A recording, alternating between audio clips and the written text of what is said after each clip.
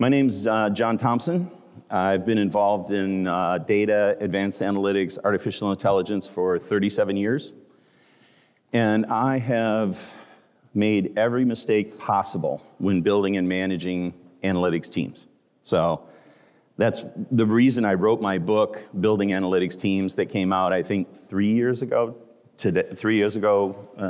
Nearly 3 years ago, I guess it is now. I wrote it because I wanted to really help the community. It was one of those things that I went looking for books. I tried to find them. I talked to publishers. I said, look, there really isn't any books on building and managing high-performance analytics teams. And the response from the publishers was, yeah, there are no books because no one's interested in it. And I thought, that can't be. That's not possible. So I sat down and I cranked out 100,000 words in 3 months. And I started shopping it around to publishers. And I think it was the second one that I hit, so it wasn't really hard. It wasn't like J.K. Rowling, rejected by 35 publishers or whatever it was.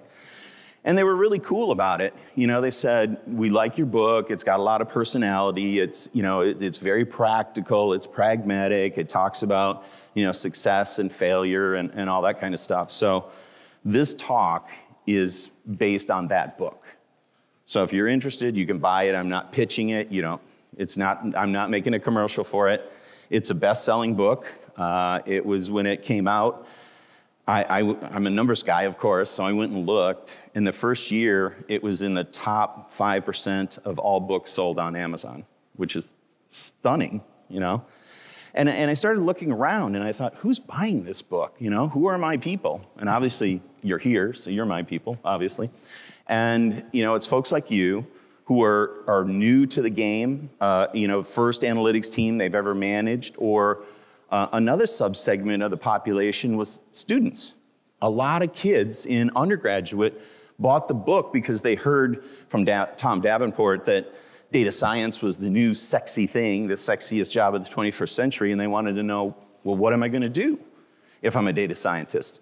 So a lot of those people bought the book as well. So, all right, let's jump into it. Oh, the other thing that I said to about half the room early, about 10 minutes before we got started, was this is really a discussion. No slides. So I can't predict what you're thinking about, and I can't read your mind. So whatever you want to talk about, ask the question. So I can stand up here and talk. I think the longest I've ever stood in front of a room and talked nonstop was 5 hours. So I can do it. So, there's a lot to talk about. But, if you have a question, let's get it out. Let's have a discussion about what you're having a challenge with. Yeah, go ahead. What do you think about increasing velocity of execution? Can you talk to that? I will, as a matter of fact, yes.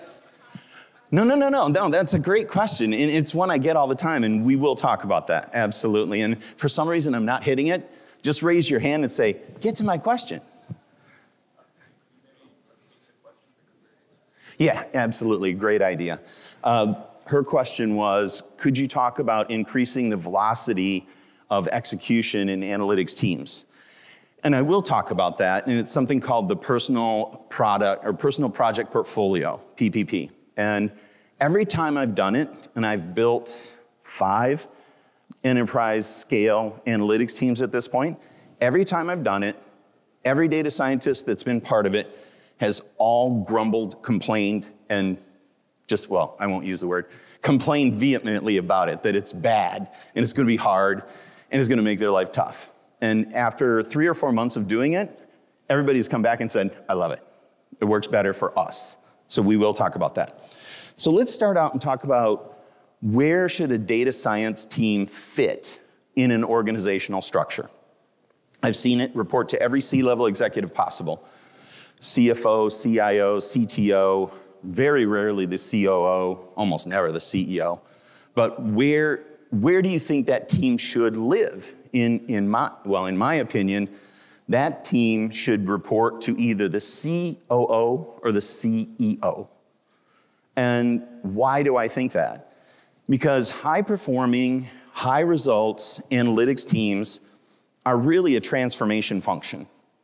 If you go in and you analyze a capability of an organization or how customers act or how you acquire customers or how a process works or the drug interactions or whatever it is, you're generally going to find that however you're doing it at that time is suboptimal. You are going to find a way to transform and change for the better. Now, how often have you seen the CIO or the CFO go out and have the political capital or the wherewithal or the interest to redo a manufacturing plant? Anybody? No, it doesn't happen. So you want your data science teams to be feeding the information to someone at the C-level who has the wherewithal to drive change. That's why I think that data science teams, they don't have to report directly to the CEO, but they should be in alignment with the CEO. The chief analytics officer should report to the CEO, in my opinion. How many people think that's a good idea, bad idea? Show of hands. Few people. All right, great. So how have I structured analytics teams? Now we know where they should fit in the organization. How do we structure them? There's two main modalities, in my opinion, in how you structure an analytics team. One I call an artisanal approach or artisan approach. The other side of the spectrum I call a factory approach. So the artisan approach is where you have data scientists that can do everything. They acquire the data, they clean the data, they do feature engineering, they build the models, they validate the models, they interact with the stakeholders, and they help move the models into production. One person. They do it all. Those generally are unicorns, as we know. They're hard to find, and they cost a lot of money.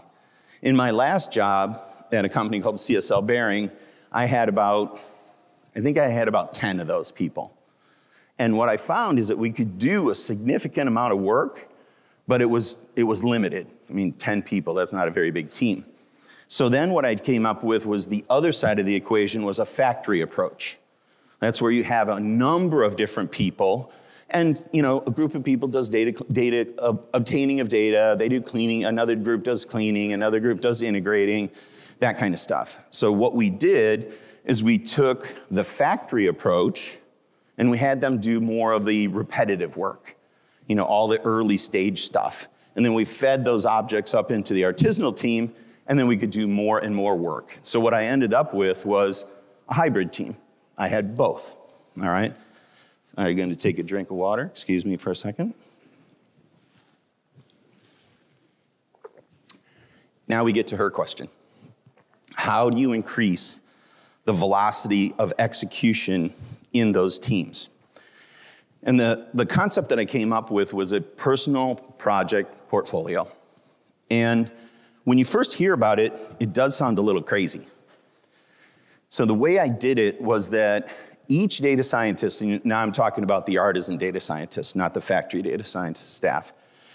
The way I did it was that each data scientist had probably 2 or 3 major projects. What's a major project? That would be a project that was strategic in value, connected to a business function, manufacturing, marketing, supply chain, something like that. And it was probably going to take somewhere between 9 months and 2 years to complete. So it's a big project, a lot of effort, a lot of modeling, a great deal of work to be done there.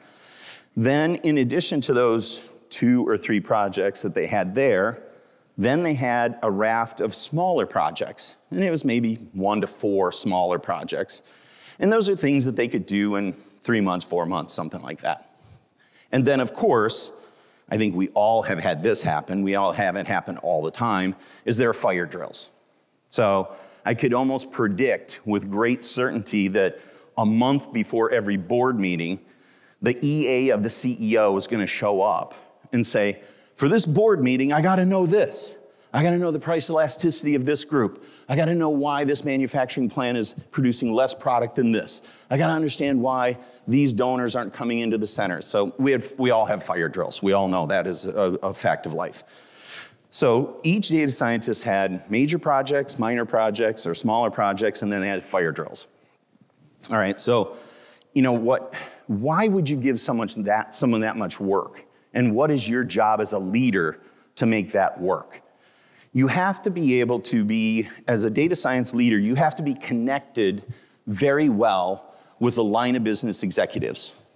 You know, you have to know the VP of manufacturing, you have to know the CEO, you have to know the CFO, you have to know the head of the supply chain.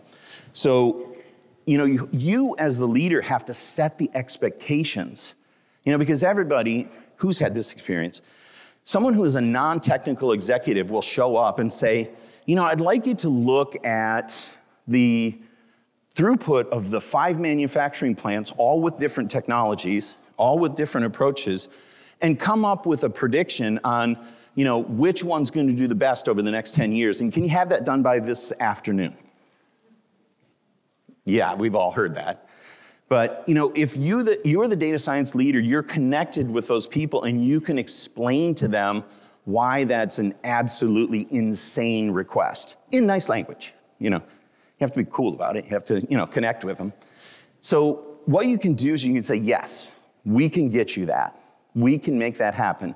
But that's not a today request. That's a year-long request. You know, and their face drops and they all look, you know, stricken. But you have that conversation and you set the expectation. And then what you do for your team is you give them the license to focus on hard problems. I always told my teams that if we weren't failing, utterly failing, on about 15% of our projects, we weren't trying hard enough, all right? We weren't pushing the envelope to get new data, integrate data, try new algorithms, and try things that we just didn't know if it would work, all right? So you have to, you know, tell people that there's gonna be failure in there as well. So what happens when you give somebody this corpus of work? What happens is they feel safe, they feel comfortable, they feel like they can take risks, all right? Then what happens practically is that we would have meetings every week I would meet with my entire team every week, and we have a weekly readout on projects. So in the early days, you hear from the project, I'm getting the great data, I'm having all this success, and the subject matter experts are showing up, they're all engaged, we're having really good conversations, and that goes on for like a month or two. And then you hear nothing, you know? They've run into a brick wall. Either the algorithm isn't working or they can't get the right compute to work for them or something's happening. But then if you let it roll for a while, you know, what happens is they come into the next meeting and they're all fired up. It's like, I was out riding my bike and I had this epiphany and I inverted this or I did that or I integrated this new data set and now it works. So we had multiple projects at CSL Behring, the last job that I had, where we actually transformed the business because of this approach to data science. So you give people a bunch of work, more than they could ever think they could do, but you give them the right timelines to do it, you give them the license to experiment and fail, and then you let them run. And what happens, you end up with almost magical results. We had CSL, you know, I like to talk about them because I can't really talk about much what I'm doing right now. I'm the global head of AI for EY. So a lot of what I'm doing I can't discuss, so I can go back and discuss that stuff. At CSL, when the pandemic hit, it's not intuitively obvious, but all of CSL's work is based on human plasma. So if donors don't come into the centers, no raw materials. So when the pandemic hit, you know, the donor visits were going like this, 45 degrees down. So we as the data science team or the advanced analytics team or the AI team, however you want to say it, knew that was a problem. So we started working on it and we came up with 3 insights, 3 changes that the business needed to take. And when I went and talked to the executives about it, they pretty much laughed me out of the room. They're like, nah. So when it had gotten so bad that it was a crisis proportions, they came back and said, what did you say we should do? So we revisited those recommendations. They implemented all of them at the same time, which is kind of crazy.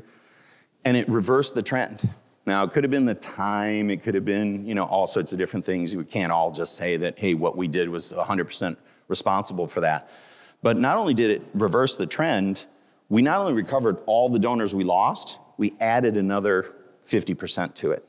So it was a huge difference in the business. And a lot of that was due to the creativity and the ability of the team to look at problems from outside the box. All right? So far I've talked about where you put the team. We've talked about the structures of the team. We've talked about how you give them work and schedule their work and give them opportunities to fail. So I'm going to take another drink. And let's see if any other questions come from the audience. Okay, sure. Let me grab a drink. The question is, all right, I've advocated for teams under the CEO and the COO. Why not the CIO? And in this, if there's any CIOs in the room, I apologize. I'm going to offend you. The problem with being under the CIO is that the CIO at this point in time is really someone who's just trying to keep the lights on. Now, there's exceptions. There are exceptional CIOs out there. Not everybody fits into what I'm saying here. But most CIOs are concerned about keeping SAP running, keeping the CRM on, or outsourcing, all the on-premise hardware to a cloud provider. They're generally not thinking about strategic change. They're not change agents. They're not transformational. So what happens generally with a data science team under a CIO is that you end up working on things that are rather mundane. You start looking at, okay, all right, can you guys and gals do the analysis to understand what the hosting cost is compared to the on-premise server maintenance cost? I mean, come on. Do any of us want to get up in the morning and do that? I don't think so. I mean, and it's not really analytics. It's arithmetic. I mean, I have a 23-year-old daughter and a 25-year-old son. I can guarantee you they could do this in the span of a couple hours. This is not something for a data science team to be doing. So my point is, and this happens to people who work for the CFO too, is that you end up as a data science team, if you're in the CFO's organization, you end up working on the quarterly close or the monthly close cycle. They always end up coming up and saying, okay, we got to have this analytic done because the books are going to close next month. Well, what does one have to do with the other? But that's how people think. So my point is, you end up being subject to the bias of the executive's organization that you're under. Could be the CIO, could be the CFO, could be any of them. So that's why I advocate for a data science team to be as high in the organization as they possibly can. Hi. Hi. So when I've hired on my team before, the SQL phone screens and the take-home challenges and things like that I used to do, or I guess still do, those things could very easily be spit out by generative AI right now. So, I'm starting to think more about what are some of the other core competencies that I should try to build into my interview process and screening process. Do you have any thoughts on that? Yes, I do. Did everybody hear that, or do I need to repeat it? Screening process and hiring, because Gen AI is changing everything, is basically it. So the way we did it was that, we worked with talent acquisition, or the way we have done it, is we work with talent, I still do it today, as a matter of fact. Work with talent acquisition to get the word out on who you're looking for. I spend a significant amount of time myself writing the job descriptions. I don't outsource it to anybody. I sit down and write the job descriptions because I know what I want my data scientists to know and do. So, we get the right people in the front of the funnel, and then we have the talent acquisition people talk to them. That's the first screen. Can you get past someone that just wants to see if you can have a conversation, basically? And then they come in and they talk to a data scientist, usually a principal data scientist, one of the seniors. After that, they go through a panel interview with probably 3 data scientists. And then after that, we give them a set of practicums that they have to come in and do in front of us with no terminal, pen and paper. All right? And then after that, they get to meet me. So that's how we hire. Is that akin to what you do? Yeah. Oh, yeah. So this is another thing that's interesting is that you talk to people and they say, oh, well, you know, we're an R shop. Hardly anymore you hear that. Or we're a Python shop. Or even worse, I'm a SAS shop. How many people are forced to work with SAS? You know, I don't think as an analytics team that really holds. You know, because in the past, I've had people who were generally data scientists in my shop are either they're Python adherents and they do a little bit of R, or they're R adherents and they do a little bit of Python. So I don't really see that dichotomy anymore that people are either or. You know, it used to be, oh, I work in only Statistica, or I'm a SAS person or whatever. What I see now is there's a hybrid set of skills. So, you know, what we're looking for is, you know, is someone curious? Are they honest? You know, can they work diligently? Do they get along with people on the team? I mean, that's a big deal. I mean, isn't it for everybody? Isn't that a big deal? You know, if you hire someone who's a jerk, I mean, oh my goodness, how disruptive is that? I mean, in my opinion, it's been one of the worst things, you know, hiring the wrong people. You know, I would rather hire someone and then find out in the first month or two that they're not a fit and then just, you know, say, look, this isn't working. You know, we're gonna have to move on, go somewhere else. We're gonna have to go in a different direction. However you have the conversation, because every time I have overridden that analysis, that understanding, that realization, it's always bit me in the behind. Every time I thought, no, they're gonna be good, it's gonna work out, you know, they're gonna come around, they never do. So, you know, as much as we wanna hire for the hard skills, you know, the R, the Python, the critical thinking, the data, you know, the data acquisition, the data engineering, it's mostly the soft skills that will sink you, to tell you the truth, you know? And it's just something that we as a group of analytics professionals really don't do a good job on. And that's just because we're wired that way, you know? I think it was over here, is it Justin? Yeah, Justin and I were talking before I got up here and started prattling on that, you know, there's been some, you know, a difference, there's a change in the workforce that we all know. It's called working from home. And, you know, and they're all trying to get us to come back into the office at this point. And what I told my leadership at CSL was that this may not be popular, but my data scientists are never coming back to the office. And they looked at me like, whoa, no, whoa. We got a 3-day-a-week policy, return to the office policy. And I said, all right, over the last 2.5 years, of all the applications that we have built, how many have just fallen flat? And the answer was none. I said, my data scientists love working from home. They all know how to use Teams. They all know how to use Zoom. They can call each other on the phone if they want. They know how to collaborate. Another thing that we did at CSL that you guys all should do is that you should make sure that your data science leader is well connected with the executives. We've already talked about that, the line of business executives. And one of the things that I demanded, well, 2 things I demanded, was that we would never do a project that involved Excel, number 1. You know, because Excel is not a database. You know, we're not going to work with that. You know, nothing against Microsoft. It's a great tool, but data scientists don't use Excel. That's all there is to it.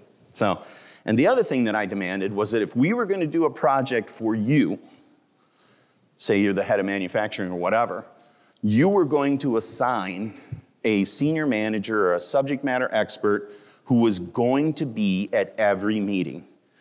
Now I know, you know, people get sick, they quit, whatever, but the commitment from the business was they were in the project too. You know, we did a project early on at CSL, and the subject matter expert was kind of AWOL. Just wouldn't show up at meetings, wouldn't respond to emails, just, you know, it was kind of one of those things like, it's above me, or it's below me, I guess it would be a better way to say it. And, you know, we did the analytics, And we showed it to the business, and these numbers cannot be right. We're like, how does that be? We did everything right. So then we finally got a subject matter expert to come and look at it, and they said, oh, well, you didn't realize that this is illegal in 5 states. We're like, what? We didn't know. We're data scientists. We took all 50 states. And they're like, no, you got to pull out California and these 4 other states because you can't do that there. I'm like, oh, okay. Pulled those out, bang, spot on. So then when I went to talk about project charters and things we were going to do, I said, look, if you guys aren't in the meetings with us day in and day out and available to talk to us about how this analysis is going to work, we're not doing it. So it's a big deal. Justin and I were talking about it, and I mentioned subject matter experts, and he's like, oh yeah, you can't get those guys to come to meetings. It's impossible. I mean, I'm paraphrasing, right? Yeah. So, it has to be that way. Because, how many of you are data scientists and experts in biomechanics? How many? I got no hands. Because those don't exist. It's hard enough for us to find unicorn data scientists, let alone unicorn data scientists who understand lean manufacturing. It just doesn't happen. So, it's a team effort. Data science is a team sport. And the business has to understand that. They have to be in the boat with you. They have to be committed to the project. They have to bring their expertise. Now, if I was at a different conference, I would say this differently. I would say that their subject matter expertise is as important as our data science expertise, but we know that's all not true. We're more important than they are, right? We all know that. Obviously, I jest. But, okay, I'm going to take another drink. Got a couple questions. All right, come on up here. Let's take yours first, then we'll take yours. There are many different type of analyst roles: data science, BI, analyst, data engineer. We're thinking about hiring analytics engineers. Yeah. So in the new Gen AI era, do you start seeing those roles start getting blur and start merging, or you see those roles gonna still stand alone in their own functions?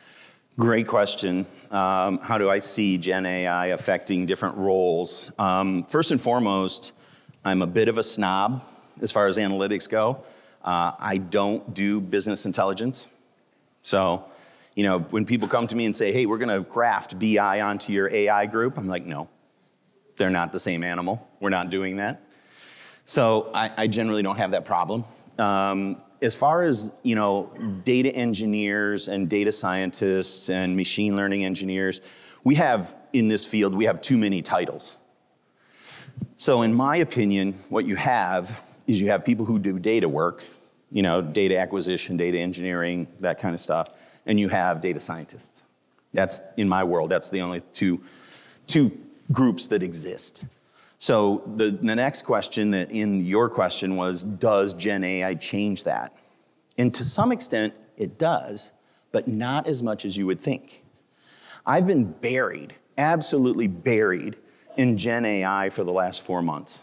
Now, I know it started 2 years ago and all that kind of stuff, and I wasn't paying attention, but in my new role, I've just been absolutely, buried inside OpenAI and Google and Vertex and Microsoft and, trying to figure it all out. And what I came to a conclusion about a month ago that the new generative AI skill sets and things that we have to do are the same things that we did for NLP, for the most part.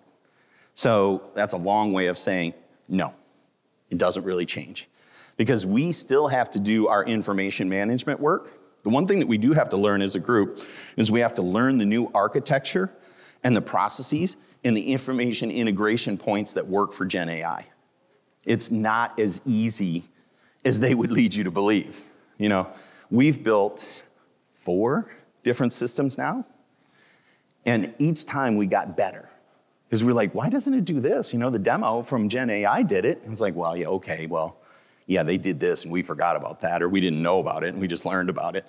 So what I've been telling, people at the Fortune 500 companies that I talk to, the whole Gen AI wave is important. It is a big deal. Large language models change almost everything. Is it radically different than the things that we've done in the past, especially with unstructured data? No. Once you learn their vernacular, once you learn the processing, once you learn the architecture and how the queries flow and how query relevancy and accuracy is achieved, you will be as good as anybody at it. So you don't have to worry about that stuff, and you don't have to get a whole bunch of people that tell you they're experts in these areas. You just don't need them. Speaking of roles within the industry, what are your opinions and thoughts on progressing a person within the field and how to have those conversations? Yeah, I'm a big believer. If you guys, everybody link with me on LinkedIn. That's the first thing. If you follow what I say on LinkedIn, you will already know I'm a big believer in the next generation. I work at the high school level. I'm on the boards of University of Michigan, University of Texas, Oklahoma State, Penn State, and my alma mater, Ferris State. Go Bulldogs. And I'm always trying to figure out what we can teach the next generation, how we can help them move up through the ranks. And that goes back to the job descriptions that I talked about early on, is that I've written the job description so it goes all the way from intern to junior data scientist to senior data scientist to principal data scientist. And I've argued effectively for compensation bands that if you want to be a data scientist, you never, and an individual contributor, you never have to leave the data science profession. You can make as much money as most managers by staying as an individual contributor. So the structuring of the jobs is one thing, the compensation is another, and then the mentoring is just as important. All the people on my team who are seniors and principals know that they have to mentor the interns and juniors and just data scientists to help them get to the next level. So we're all invested in each other's success. So I think that's very important. If data scientists don't have the data that they need, how much responsibility should they take for getting the data that they need? I always like to be a little bit controversial, and I will bite my tongue and say what comes to my first mind, or comes first to my mind, is that, usually, I'll make an assumption that the data actually exists. Yeah, we assume that it exists. All right. In a lot of cases, the line of business and the subject matter experts will come to us and say something along the lines of, hey, I'd like to have an analysis of the mental state of every customer we have. Like, do you have neural implants? I don't know how to do that, I'm like, that doesn't exist. And once you chip every person that we do business with, then I'm all in. But I think there's some ethical and privacy issues there. If the data exists, and it can be acquired ethically, legally, and economically, I think the data scientists should do everything in their power to get it.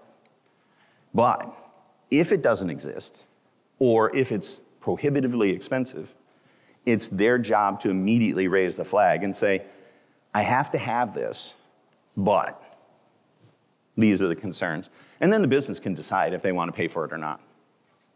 So that's the way I see it. All right.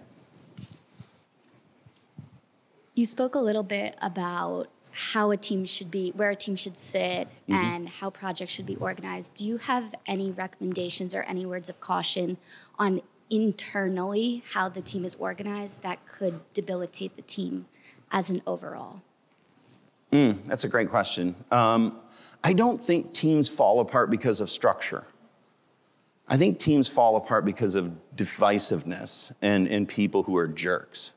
I think those are the biggest problems right there. One of the things that I did in the last 4 teams that I had was that I have weekly meetings with all my teams, and everybody reports out what they're working on. And it's high level. We're not generally getting down into doing code reviews and that kind of stuff. I'm a lapsed programmer, so I'm not current. But what all those teams also did was they had another weekly meeting where I wasn't in it. And what would happen a great deal of the time is that I'm a passionate person. I tend to have a bias towards urgency. I want things to get done. I want things to move fast. And sometimes I make mistakes. So what happened in those meetings that I'm not in is all the team brought forth all the perceived errors I made. And someone was nominated almost every week to come and straighten out John. And I was always open to it. I always listened. And if I could make a change that would help the team do better, I did it. So as a leader, you have to have openness and humility. So I think communication is generally the balm that makes these things better. So I don't think it's a structure thing. I think it's a communication issue and a respect issue. Yeah, I was just wondering what your view on applying more standard DevOps practices like Agile to the data science team, what your experience is there and what you think. Okay, so if you're an Agile adherent, you're going to be offended by these next remarks. Agile in data science does not work. Don't do it. Don't let people force it on you. Just doesn't work. There's too many vagaries and challenges and iterations and failures in data science for it to be an Agile situation. And all the things that we've talked about data scientists, I've had many data scientists that are on the spectrum. Agile stand-ups, daily stand-ups, most data scientists will chafe at that. They see that as babysitting. There's a lot, we had one group that came in and said, well, we're gonna run a project at Agile. And I said, let's see how this goes. It didn't go well. So I don't think, thank you, sir. I don't think that works. And we've tried it and we've seen it fail. So next one. We'll go to you next. Hi, John. Hi. You referred to not hiring jerks or not having someone that's jerking your team. What's your practical advice on basically identifying someone is jerk during that limited time that you have interviews? And I totally agree with you. I don't want to have somebody that's jerk in my team. Fire fast. I'm serious. In the United States, almost everyone that's hired has a 3-month probationary period that you can fire them for any reason whatsoever. That's the fact. So, you'll usually find out within 3 months. As my wife says, it's really hard to keep crazy in the bottle. So it's gonna come out, All right, who is next? I nodded to someone, I'm sorry. Yeah, you right there, I'm sorry. Thank you. Can you elaborate a little bit on the mentoring part? How do you structure it so that knowledge flows efficiently from seniors to juniors? Okay, mentoring, yes. Generally, it comes in two or three forms. One is the soft skills, communication, understanding how to deal with people, how to be sensitive to their situation, empathetic to their state of mind. That's one thing. And we at data scientists are bad at that. So, we offend people all the time. You see junior data scientists in meetings with senior vice presidents just telling them straight up, you're an idiot. I'm like, whoa. Maybe, but no, let's not say that. And then it comes in the hard skills, increasing difficulty of problems, simple classification problems, clustering problems, and going more into forecasting and things like that. And then the other area that we work on is being able to see out. One of the things that we have done, my teams have been able to do successfully, is that we have been able to build analytical applications that had multiple lives.